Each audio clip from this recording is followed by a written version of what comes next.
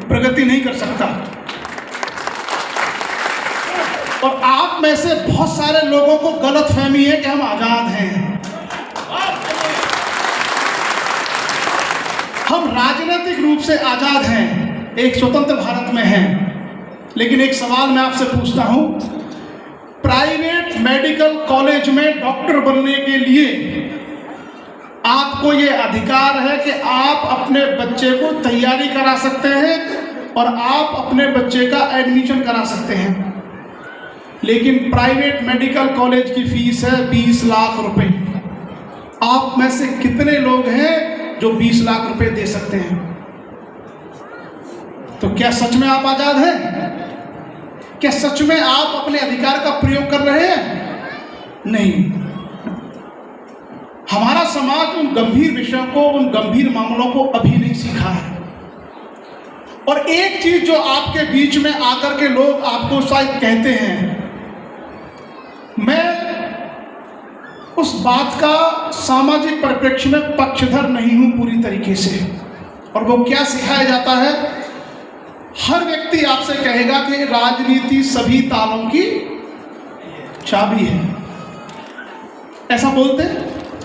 अब आप मुझे बताइए, मैं आपके एरिया में एक अपने समाज के व्यक्ति को विधायक बना दूं, हम सब मिलके बना दें, तो क्या आपके समाज के सभी बच्चों को वह व्यक्ति कलेक्टर बना सकता है, डॉक्टर बना सकता है, इंजीनियर बना सकता है, वैज्ञानिक बना सकता है? नहीं बना सकता। तो ये एक फरेब है जो आपके सामने गढ़ा जाता है कि ताकि आप दिन भर राजनीति की बात करो और बाकी बातें भूल जाओ। इस देश में, पूरे भारत में 1 लाख भी पद ऐसे नहीं है जो राजनीति से भरे जाते हैं। 1 लाख भी पद नहीं है, सब मिलाकर।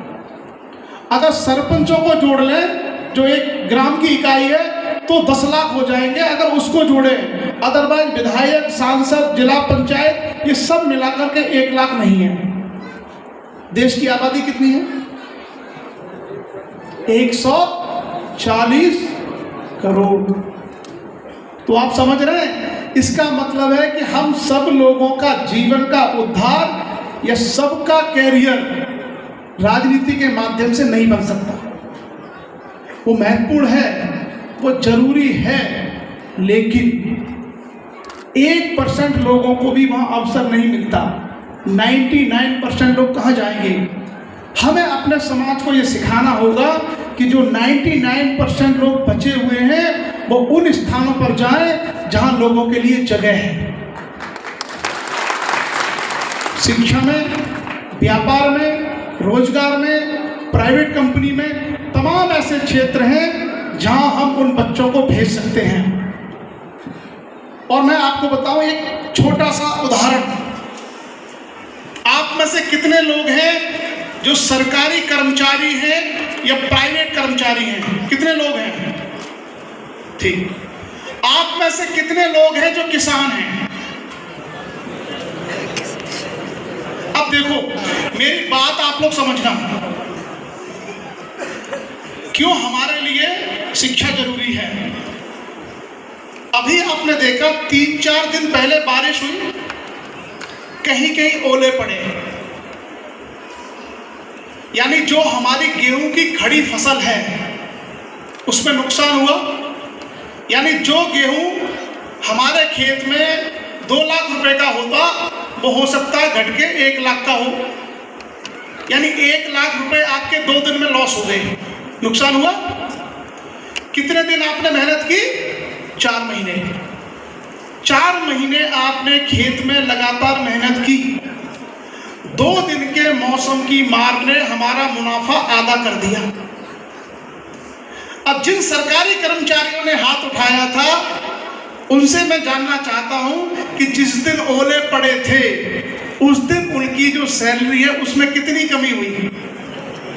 बिल्कुल नहीं हुई। यानी जो सरकारी कर्मचारी था, चाहे ओला गिरे, चाहे बारिश आए, चाहे तूफान आए, उसको उतनी ही मिलेगी। लेकिन जो खेती करते हैं उनकी मौसम की मार से 4-4 महीने की मेहनत आधी हो जाती है। तो इससे क्या सबक मिलता है? इससे ये सही सीख मिलती है कि हम अपने बच्चों को केवल किसान ना बनाएं। हमें ये कोशिश करनी चाहिए कि अगर 4 बच्चे हैं, एक बच्चा खेती करे, लेकिन बाकी के 3 बच्चे कोई बिजनेस करे, कोई सरकारी नौकरी करे, कोई प्राइवेट नौकरी करे, और कभी अगर आंधी तूफान आए तो हमारे परिवार पर संकट ना आए। अब सवाल ये आता है कि 3 बच्चों को वहां भेजना है तो उसका रास्ता क्या है? इसी रास्ते को बताने में आपके बीच में आया था। और खास करके जो बच्चे हैं